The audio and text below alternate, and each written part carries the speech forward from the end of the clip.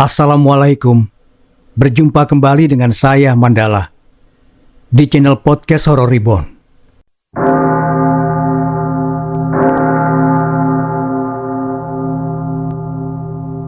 Suasana pesisir Sungai Musi siang ini cukup ramai.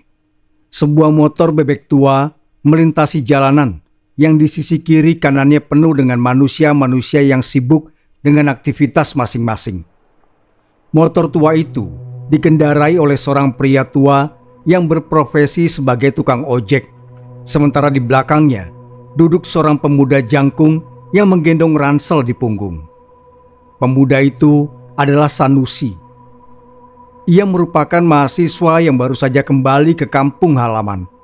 Kebetulan ia sedang libur kuliah sehingga bisa pulang kampung untuk menengok ibunya.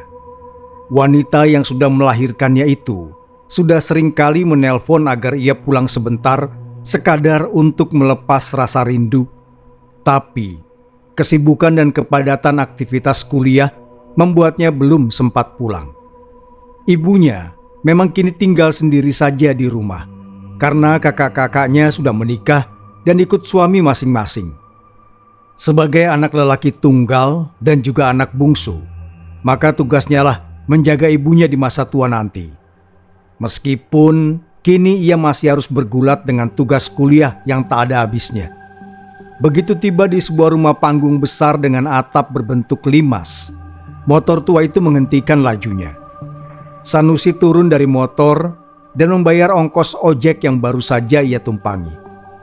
"Terima kasih, Wak," ujarnya yang diangguki oleh lelaki tua yang mengendarai motor. Setelah memastikan tukang ojek pergi, Sanusi naik ke tangga rumah dan begitu tiba di depan pintu, ia mengetuknya. "Assalamualaikum." "Waalaikumsalam," terdengar sahutan dari dalam. Sanusi menghitung mundur dalam hati. Ia tak sabar melihat reaksi wanita yang ia panggil Uma tersebut. Suara langkah kaki dari dalam rumah semakin mendekat ke arah pintu. Begitu daun pintu dibuka dari dalam, Sanusi tersenyum lebar. "Nusi, Uma." Sanusi tak bisa menyembunyikan harunya. Sudah 3 tahun ia tidak pulang ke rumah dan perubahan fisik umaknya cukup kentara. Sanusi segera memeluk umaknya dan dibalas dengan penuh kerinduan oleh wanita itu. "Ya Allah, Nusi, kenapa tidak bilang kalau mau pulang?" "Nusi sengaja buat kejutan untuk Uma," sahut Sanusi seraya menghapus air mata ibunya. Uma mengajak anak bungsunya masuk ke dalam rumah, lalu mengambilkan air minum. Ia juga menghidangkan sepiring bolu kojo kesukaan Sanusi. Bolu kojo atau kue kojo adalah panganan khas daerah Sumatera Selatan, terutama daerah Palembang, Jambi, Riau, dan sekitarnya. Dinamakan bolu kojo karena bentuk cetakannya memang mirip bunga Kamboja. Biasanya bolu kojo dihidangkan pada acara-acara adat. "Uma buat bolu kojo?" tanya Sanusi seraya mengambil satu potong bolu dari dalam piring menggunakan garpu. "Ah, itu adik Kak Sanan menikah. Jadi Uma diberi bolu kojo oleh ayukmu." "Oh, begitu." Sanusi mengangguk paham. Kak Sanan adalah suami dari kakak tengahnya, Ayu Sina. "Bagaimana kuliahmu, Nak?" tanya Uma dengan wajah berseri-seri. Ia tak menyangka putranya akan datang hari ini. Kerinduannya sudah sangat lama ia pendam. "Alhamdulillah, Mak. Kuliah Nusi lancar. Doakan saja." Sanusi tersenyum. Ia sengaja tak memberitahu umaknya masalah di kampus, karena tentu akan membuat wanita itu pusing. "Rumah ini sepi, Nusi. Nanti selepas kuliah, pulanglah ke sini ya. Cari pekerjaan saja di sini." Sanusi mengangguk. Ia bahkan belum berpikir sejauh itu. Untuk lulus saja rasanya susah sekali. "Apa Ayu Sina dan Ayu Wati jarang datang kemari, Mak?" Biarkanlah saja mereka. Mereka sudah sibuk dengan urusan rumah tangga dan anak-anaknya. Uma tak mau merepotkan mereka dengan meminta mereka menginap di sini." "Berarti anak-anaknya jarang main ke sini?" "Ada kalanya saat libur mereka datang. Biasanya akan seharian di sini. Tadi pagi juga Ayusina ke sini dengan suaminya. mengundang kita untuk menghadiri pernikahan adiknya. Sanusi mengangguk paham. Kakak-kakaknya memang sudah sibuk dengan kehidupan masing-masing, sehingga jarang ada waktu untuk umak mereka.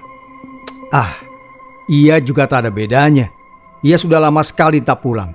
Pernah ada libur selama 10 hari, tapi ia memilih tak pulang karena berpikir itu hanya akan membuang-buang uang untuk ongkos. Setelah mengobrol dengan umaknya, Sanusi memilih beristirahat lebih dulu. Perjalanan Jakarta ke Palembang cukup melelahkan, meskipun ia datang kemari naik pesawat.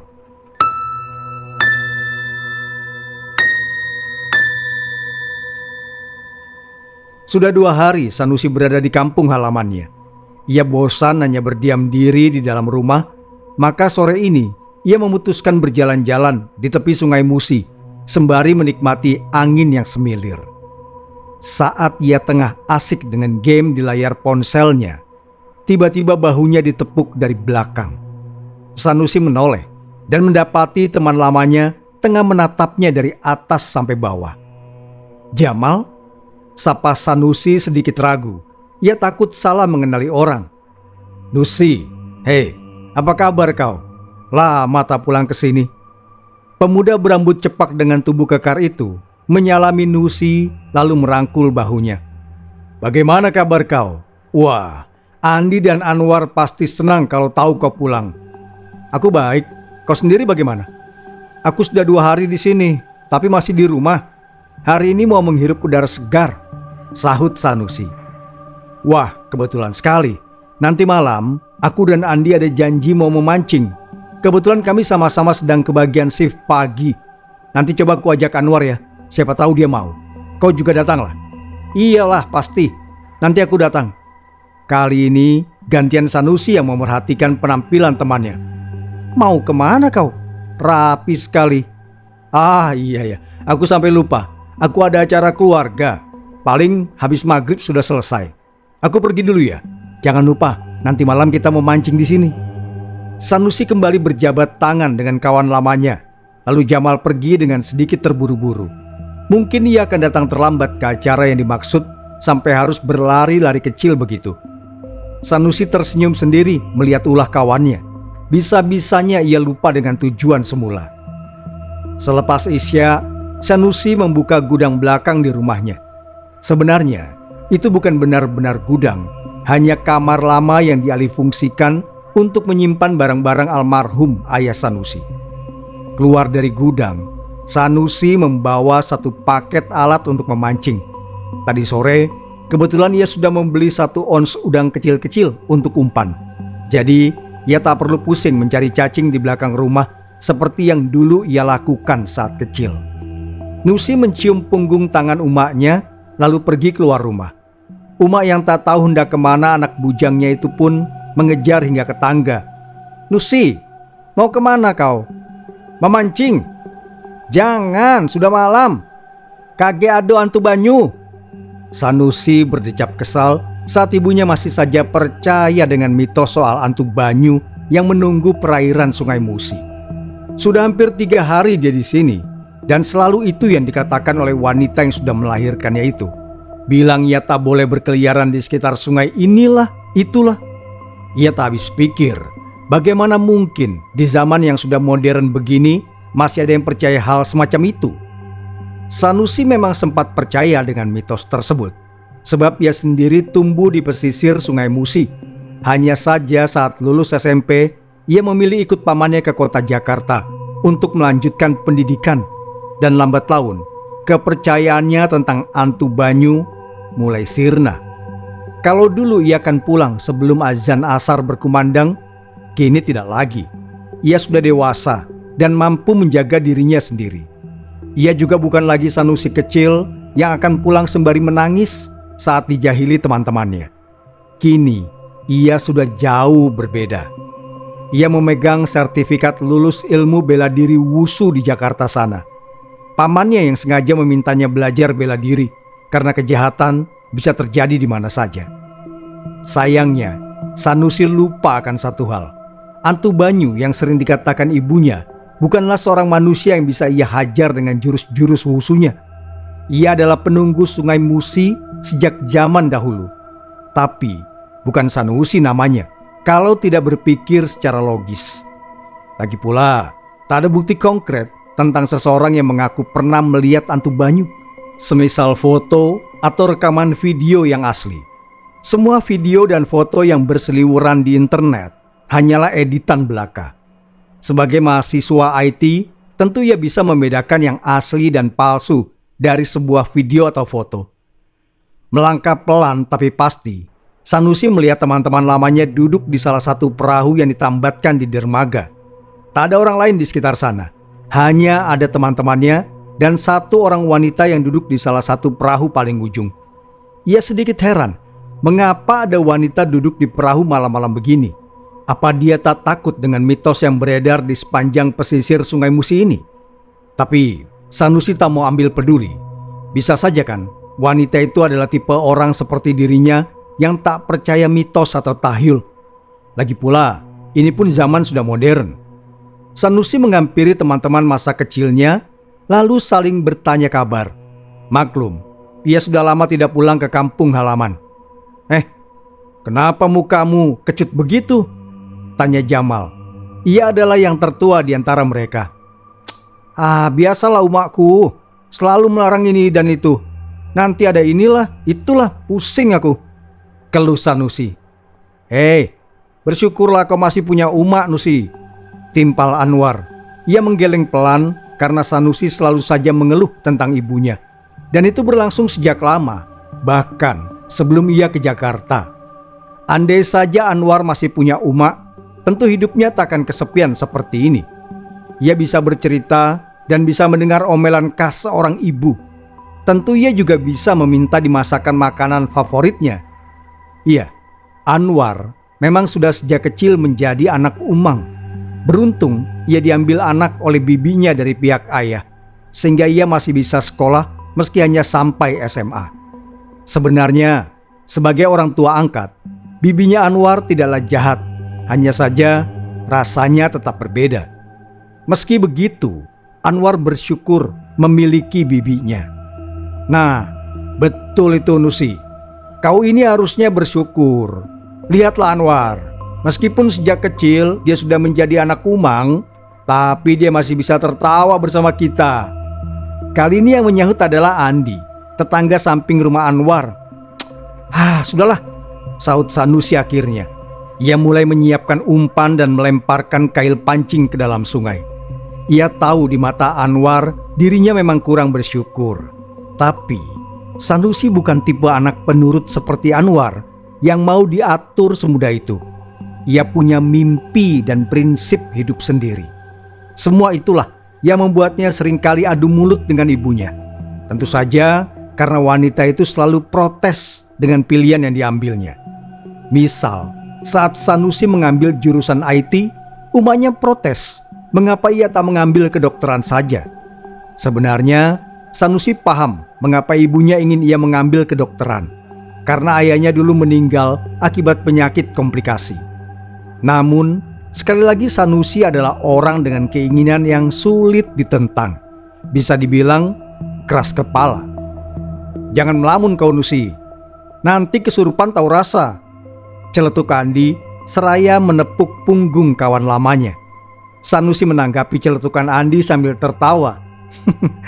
Orang kesurupan itu kalau pikirannya kosong. Kalau pikiranku ini penuh dengan masalah kuliah dan masalah hidup. Mereka kembali tertawa dan terus saja mengobrol seputar kehidupan sehari-hari. Karena tentu saja yang paling beruntung adalah Sanusi. Ia bisa melanjutkan pendidikan hingga perguruan tinggi. Berbeda dengan Jamal dan Andi yang saat ini bekerja di pusat kota Palembang sebagai karyawan sebuah minimarket. Anwar sendiri sibuk dengan toko kelontong milik bibinya. Ia membantu mengelola toko, berbelanja stok ke pusat kota, dan tentu saja bantu angkat-angkat barang karena suami bibinya sudah wafat 4 tahun lalu. Kau sendiri bagaimana Nusi? Bagaimana rasanya jadi mahasiswa? Tanya Jamal sembari menatap Sanusi yang tengah asik dengan umpannya yang dimakan ikan. Sanusi menoleh sekilas lalu menghela napas pelan. Sama saja, kehidupan menjadi mahasiswa kadang membuat pusing kepala, kadang makan hati, dan kadang harus kejar-kejaran dengan dosen pembimbing yang sulit ditemui. Wah, kenapa dosennya sulit ditemui? Entahlah, terlalu banyak alasan ini dan itu, sampai kadang mahasiswa yang harus mengemis pada mereka. Kasihan. Ketiga kawan Sanusi malah menertawakannya. Ia sendiri mengembus napas kesal kalau ingat dosen pembimbingnya.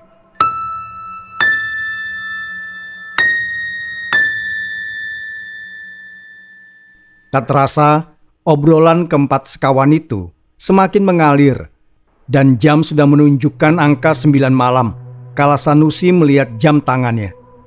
Jam berapa? Tanya Anwar sembari membereskan alat-alat pancingnya.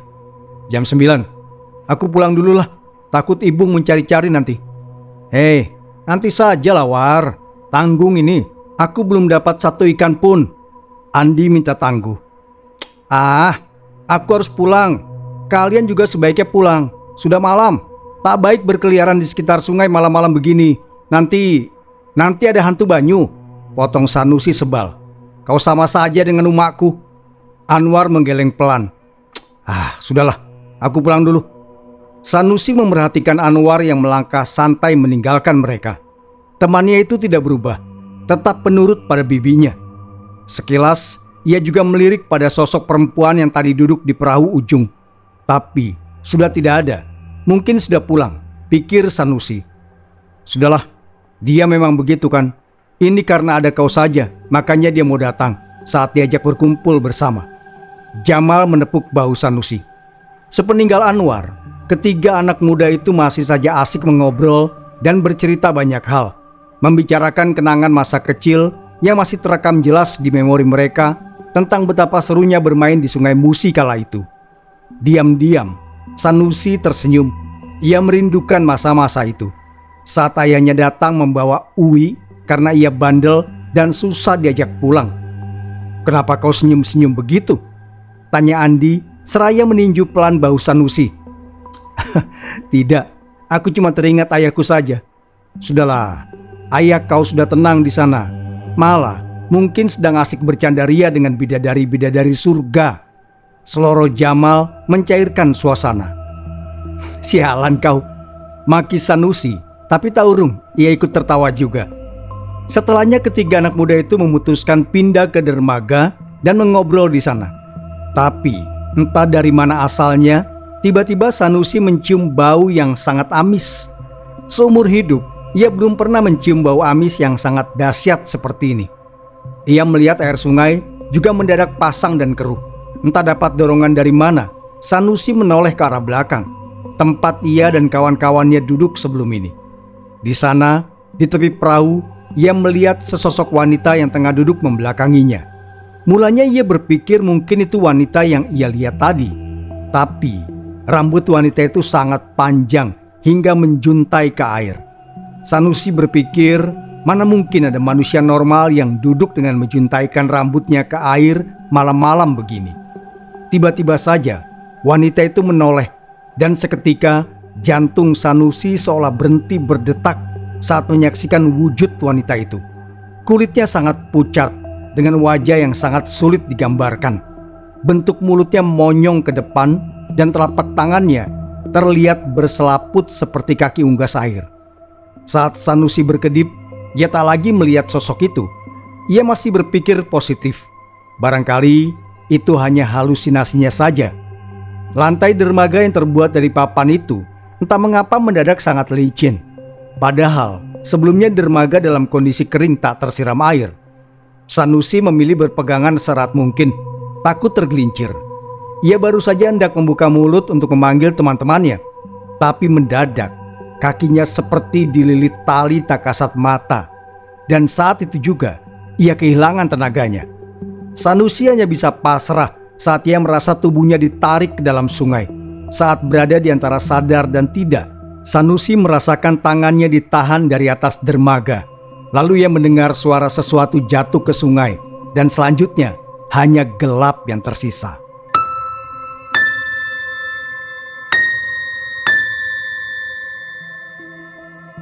Jamal tengah asik menggulung senar pancingnya saat umpan disangkut oleh ikan. Sementara Andi memberi semangat pada kawannya itu. Menilik dari tarikan kuat tersebut, Sepertinya ikan yang menyangkut di kail pancing milik Jamal tentulah ikan besar. Saat kedua anak muda itu tengah sibuk sendiri, tiba-tiba Andi menoleh ke belakang. Dan saat itu juga, ia melihat Sanusi yang jatuh di dermaga lalu tergelincir ke dalam sungai. "Nusi!" seru Andi seraya berlari secepat mungkin untuk menyambar tangan kawannya. Jamal yang mendengar seruan dari Andi langsung menoleh. Ia melihat Andi berusaha keras menahan tangan Sanusi yang sudah di dalam air. Melihat situasi itu, Jamal melempar begitu saja pancing di tangannya. Ia segera mendekat lalu melompat ke dalam air dan mendorong tubuh kawannya untuk naik ke dermaga. Tapi entah mengapa ia merasakan tubuh Sanusi sangat berat, seperti ada sebuah batu besar yang mengikat kakinya. "Kenapa berat sekali?" ujar Jamal seraya menatap Andi dengan penuh tanda tanya. "Ayo dorong lebih kuat, Mal, biar aku tarik tangannya." Andi terus menarik tangan Sanusi dengan susah payah. Tapi tak urung ia juga heran. Sanusi bukanlah orang dengan badan yang besar dan berisi. Untuk pemuda seumuran mereka, ia tergolong memiliki perawakan yang kurus. Belum lagi bagaimana Sanusi bisa jatuh ke air dan tak sadarkan diri. Setahu Andi maupun Jamal, mereka tumbuh bersama dengan Sanusi sejak dulu. Hanya saja setelah lulus SMP, ia merantau ke Jakarta. Apa kemampuan berenangnya sudah hilang selama di Jakarta? Sejauh yang Andi tahu, jarang sekali ada anak yang tumbuh dan berkembang di pesisir Sungai Musi ini tetapi tak bisa berenang. Karena orang tua mereka pasti mengajarkan anak-anaknya untuk bisa berenang. Setelah bersusah payah, kedua anak muda itu akhirnya bisa mengangkat tubuh Sanusi naik ke dermaga. Mereka menghela nafas lega dan berusaha memberikan pertolongan pertama pada kawannya itu dengan cara menekan dada Sanusi beberapa kali agar air yang masuk ke dalam paru-parunya bisa keluar. Air dari paru-paru Sanusi memang sudah keluar. Ia terbatuk beberapa kali dan sempat membuka mata. Tapi kemudian matanya terpejam lagi. "Hei, Nusi, bangun!" Jamal menepuk-nepuk pipi kawannya. Tapi Sanusi tak memberi respons. Andi menghela napas. Ia duduk berselonjor kaki di atas dermaga. Aneh, setauku Nusi tak punya penyakit ayan. Kenapa dia bisa langsung pingsan saat masuk ke air? Gumamnya. Jamal seketika menoleh mendengar gumaman Andi yang cukup jelas. Ia kembali menatap tubuh Sanusi, lalu tiba-tiba teringat sesuatu. "Ayo, kita bawa Nusi pulang. Tolong bantu dia naik ke punggungku. Biar aku saja menggendong." "Ya sudah, sebentar. Aku bereskan alat pancing kita dulu," sahut Andi lalu beranjak membereskan alat pancingnya. Tapi ia tak menemukan milik Jamal. Jamal, mana pancingmu?" Sudahlah, sudah hanyut barangkali. Aku lupa, ku lempar kemana tadi. Bawa saja punya Nusi dan punya kau." Andi menurut. Ia membereskan alat-alat pancing miliknya dan Sanusi, lalu mendekat ke arah Jamal untuk membantu Sanusi naik ke punggung kawannya itu. Keduanya berjalan beriringan di tepi sungai dengan Jamal yang menggendong Sanusi, serta Andi yang mengiringi di belakang sembari membawa alat-alat pancing. "Kenapa, Mal? Sepertinya kau buru-buru sekali," tanya Andi yang merasa heran. Jamal terdengar menarik nafas berat, entah karena bobot Sanusi yang ada di gendongannya atau karena ada hal lain yang ia pikirkan. "Aku pikir ini bukan kecelakaan. Sanusi pandai berenang dan dia tidak punya penyakit ayan. Lalu bagaimana mungkin dia jatuh begitu saja dan langsung tak sadarkan diri? Aku menduga ini ulah dia," sahut Jamal pelan. Andi terdiam seketika. Sebenarnya ia sudah menduga dari awal kalau ini merupakan ulah Antu Banyu atau yang baru saja dia sebut dia oleh Jamal. Tapi tak punya keberanian untuk mengungkapkannya. Perjalanan mereka tak membutuhkan waktu lama untuk sampai di rumah Sanusi. Andi mengetuk pintu dan langsung dibuka oleh umaknya Sanusi. Wanita yang usianya sekitar kepala 5 itu terkejut melihat Sanusi digendong oleh Jamal. "Ya Allah, Nusi, ada apa ini?" pakiknya. Andi menjelaskan kejadian seperti yang ia lihat. Tapi tentu saja ia dan Jamal tak menyertakan dugaan mereka tentang Antu Banyu.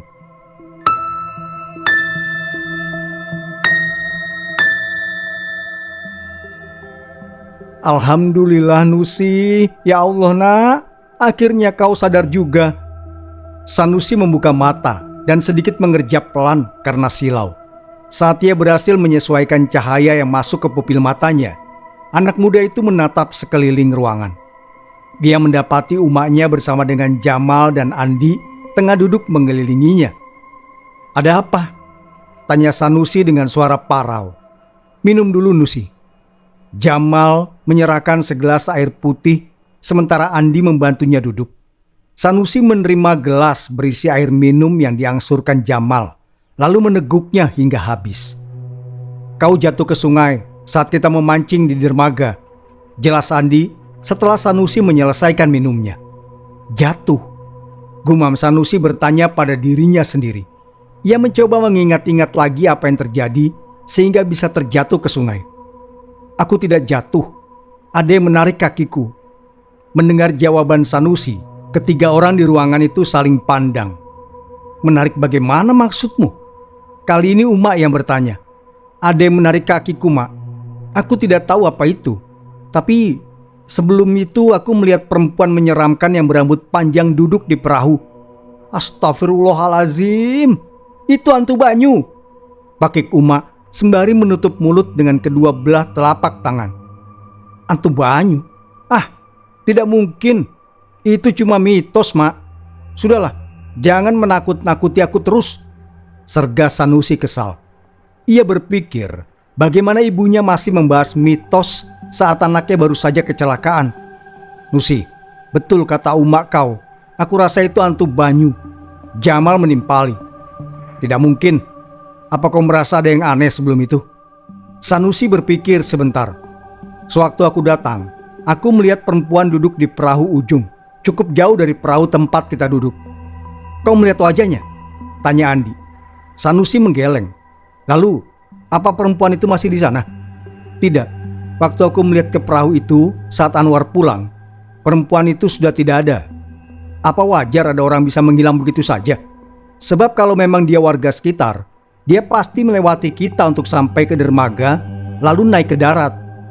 Kali ini Sanusi terdiam mendengar penuturan Jamal.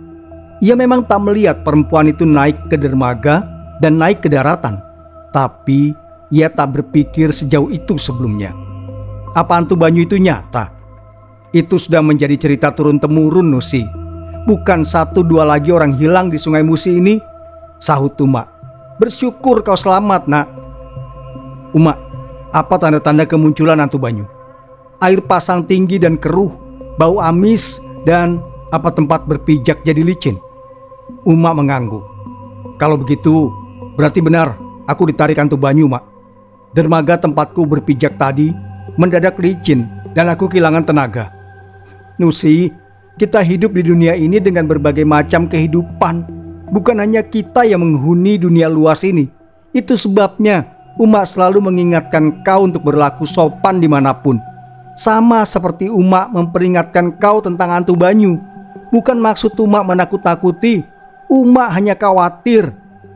Sanusi menunduk mendengar ucapan umaknya.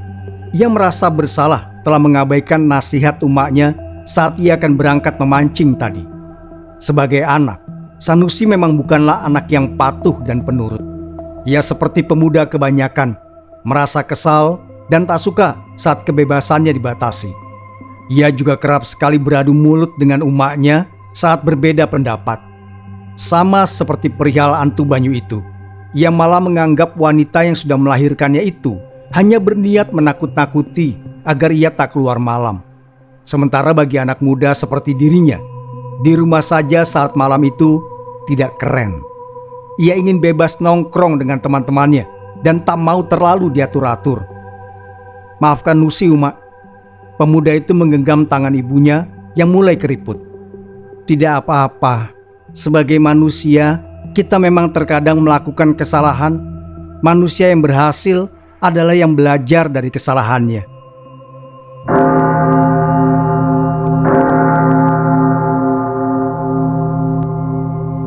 Terima kasih sudah mendengarkan. Wassalamualaikum warahmatullahi wabarakatuh. Sampai berjumpa kembali. Sapunyere pegat simpai, paturai patepang deui.